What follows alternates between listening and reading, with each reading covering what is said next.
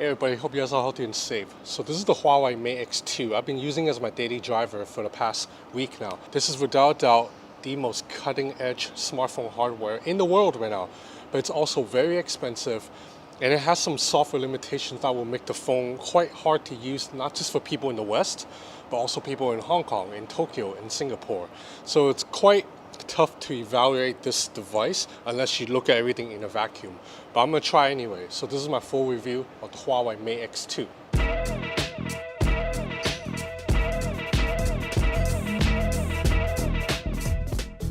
Okay, because this is a full review, I feel like I have to go over all the hardware specs again, like screen resolution, processor, the hinge, all that.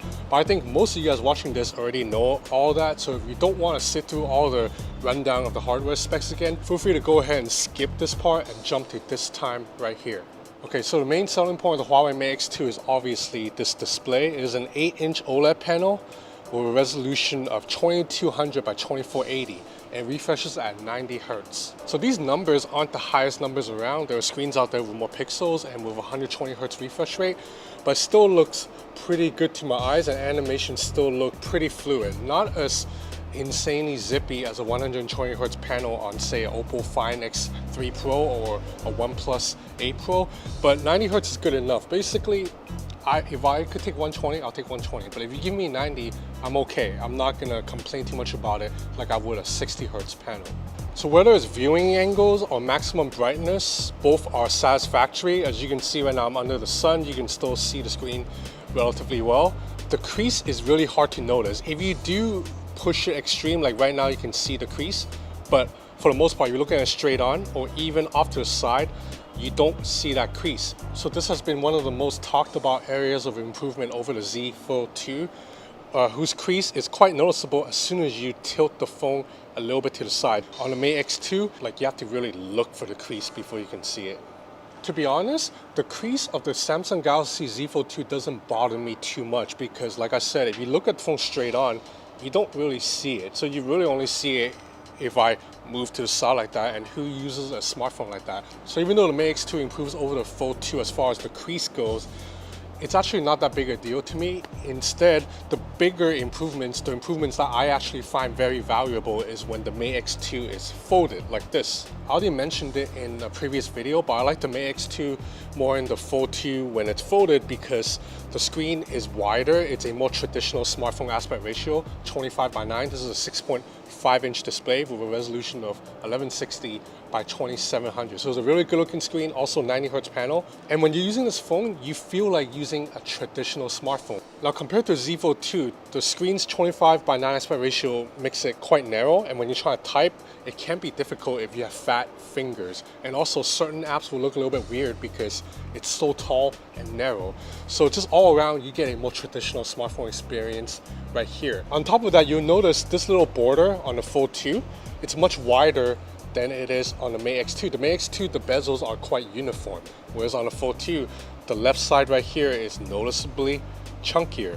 That's not all. The corner of the hinge right here of the Fold 2 is also a little bit sharp. You see it comes into this little angular point. Now, it doesn't hurt. It's not super uncomfortable, but when I hold the phone, I do feel the point poking on my thumb every single time. But when I hold a Mate X2, I don't feel that because Huawei has rounded the same corner. So when you're holding this phone, other than the fact that it's a little bit thicker than usual, it really does feel like you're holding a traditional slab phone. The phone is rounded on this side, and like I said, no rough corners right here. Now there are a couple areas where the Fold 2 hardware is still superior. For example, the inside screen refreshes at 120 Hz. It's only 90 Hz on the Mate X2, and the hinge stays at any angle a little bit more firmly, like more steady compared to the Mate X2. You see it's quite set right now. On the Mate X2, you can have it stay open at any angle too, but it feels a little bit loose. Now about the size of the Mate X2, when it's folded, it measures 14.7 millimeter in thickness and about 295 grams in weight, which is about 0.6 pounds. So yeah, it is a little bit heavier than a traditional slab phone. I find that if I am holding it for over 15 minutes, my hand does get a little bit tired. Now inside the Mate X2 is a Kirin 9000. This is a 5nm chipset with a 5G modem built into the chip. Phone has 8 gigs of RAM and a 4500 mAh battery inside. As for storage, you get either 256 or 512 gigs of RAM. Alright, now let's talk about camera performance. So in an earlier video, I said the Mate X2's camera system is the exact same system used in the Huawei P40 Pro Plus and the Mate 40 Pro Plus. I was actually off by a little bit. While the main and periscope zoom lens is still the same sensors as those other cameras, the ultra wide angle lens here is actually a little bit weaker. I'll get to that in a bit, but let's look at the other cameras. So the main camera here is a 50 megapixel lens, f1.9 aperture with the largest image sensor size on the market right now at 1/1.28 inch. So the larger the image sensor, the more light you can pull in.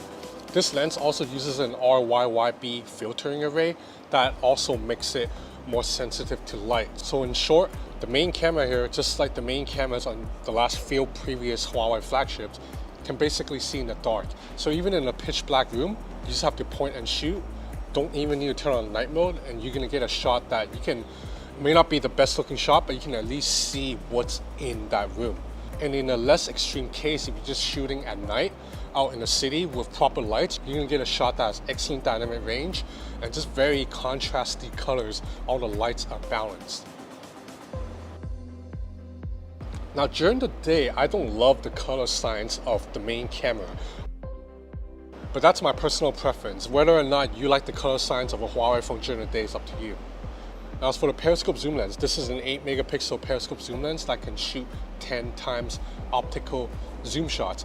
I've tested this camera already and it is neck and neck, almost as good or perhaps as good as the 10 times zoom lens on the Galaxy S21 Ultra. That means this is among, at least if not the top, the second best zoom lens on the market right now. It's better than the zoom lens in the iPhone for sure, and better than the zoom lens on any other Android phone.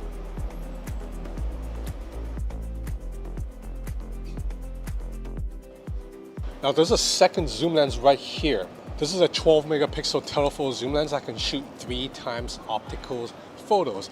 This focal length is about 70 millimeter, equivalent to about 3 times zoom, which is ideal for portraits. Now the fact that you have a long zoom and a short zoom means the Mate X2 covers more of the focal length spectrum. Now let's get to the ultra wide angle camera.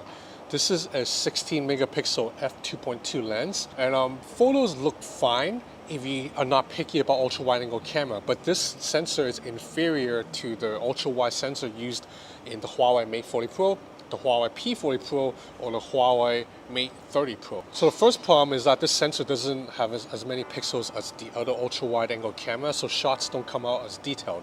The second problem is that you'll see that the color temperature between the ultra wide angle camera and the main camera is actually a little bit different. So when you're taking 2 photos with the main and then the ultra wide, they look like they were taken with different sensors. This is a problem that previous Huawei phones did not have. In fact, if you watch my recent Oppo Find X3 Pro video, you'll know that I raved about that ultra wide angle camera a lot because the ultra wide angle shot and the main camera photos looked almost identical in details and color science, dynamic range, all that. Well, guess what? Huawei actually started that trend with the Mate 30 Pro. So it's a bit disappointing for me to see that the ultra wide angle camera here is taking a step back from the Huawei Mate 30 Pro. Anyway, here are some photo and video samples from the Huawei Mate X2. As you can see, if you're just talking about photos taken with the main camera, just standard 1x photos, everything looked great. If you talk about 10 times zoom, they look sharp as hell, and video performance is above average. I wouldn't say it's the best, but it's solid. Now we're looking for food.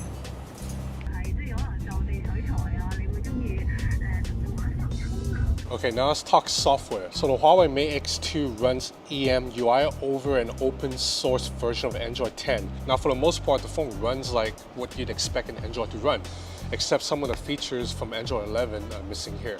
Now Huawei's EMUI does provide some nice touches like wallpapers that move, customizable always on display, And I like that you can double tap on the screen twice with your knuckle to grab a screenshot.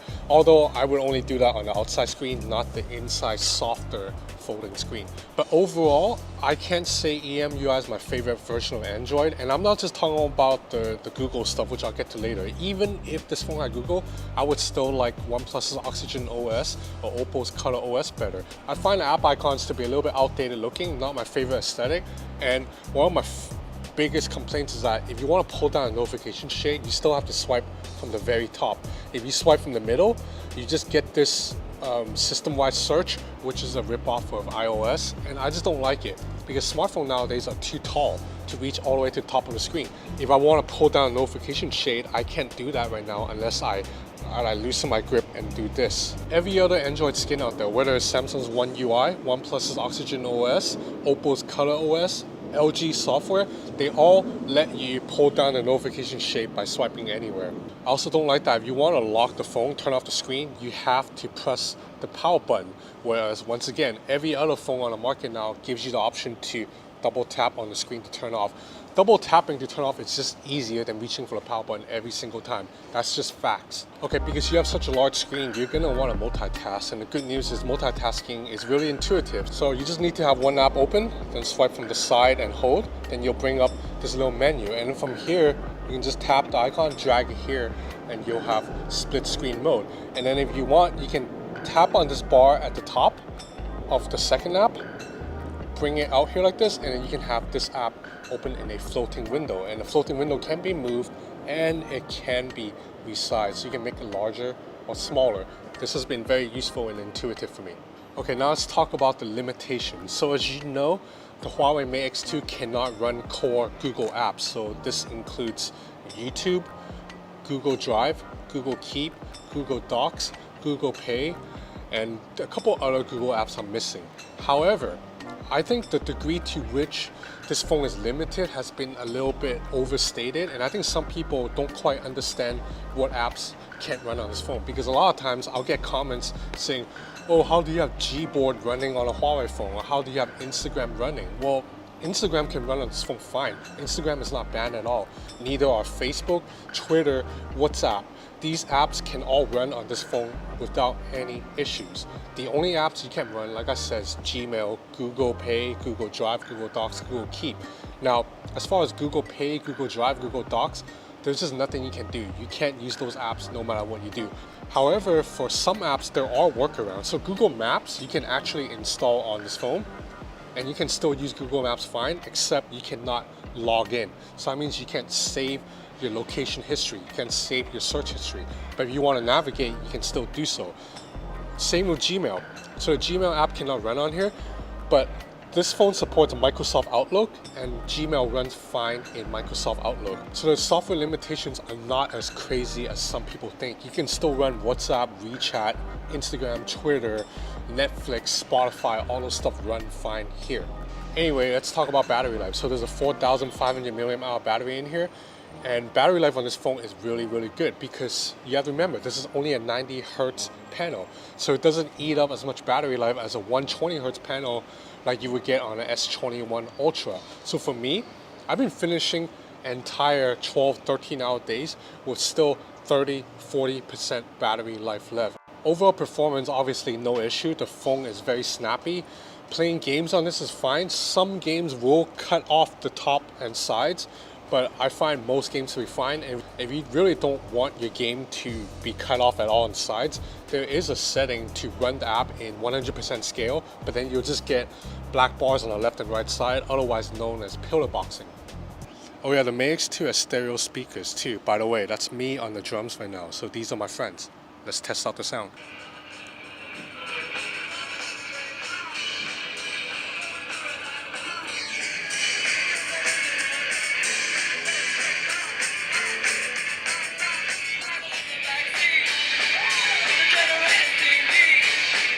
So overall, I love the Huawei Mate X2. For those of you guys who follow my work, you know that I have been a believer of foldable phones since day one. Now, I concede that not everybody has a use for a foldable phone. If you live a lifestyle that's more, you're tied to an office job 9 to 5, and then when you're off work, you don't really need to do work anymore. You just have a very good work-life balance, then maybe you don't need a foldable phone. But for someone like me, I am an independent tech reviewer. Not only do I make videos, I write for multiple publications. So for someone like me, I constantly have work coming in at all hours of the day. It doesn't matter if it's a Sunday or like a Friday night. Maybe I'll get an email saying, hey, there's a press release I need to read or edit. Then if that's the case, I like being able to just pull something on my pocket. I have a large screen. I can immediately do work on an 8-inch display. It's a lot easier than doing work on a 6.2-inch display. I can see more, I can have more apps open at once. I can have two documents open side by side as I'm proofreading, which I have to do quite a lot. I have to send long emails a lot, and the fact that I can type on a larger screen with a split keyboard makes things a lot easier. Now, can I recommend the Mate X2 for most people? Of course not. This phone retails for US $2,700, 2,700 American dollars, and you can't even buy that at this price for now. If you want to buy this phone right now, you have to pay closer to $3,500. I mean, $3,500 is just too much money for like 95% of people out there. I get that. But there are people who are tech enthusiasts. So someone like me, I've always been into gadgets. Ever since I was a teenager, I would spend all my money that I make from my part-time jobs on like MP3 players, like laptops, stuff like that. So for someone like me who's a tech enthusiast, and also I review phones for a living, I can justify spending that money. But I know 99% of people out there cannot spend that money, and that's fine. So anyway, that's about it for this review of the Huawei Mate X2. It's not a phone for everybody, but you have to respect what Huawei has done with the hardware here. This is bleeding edge stuff, man. So that's it for this review. I have a lot more content coming up, including a video on the Vivo X60 Pro Plus, that's the global version, and some Xiaomi phones too. So if you're interested in keeping up to date with all the latest gadgets, please subscribe to my channel or follow me on Instagram at Ben's Gadget Reviews. That's it for now. Thanks for watching.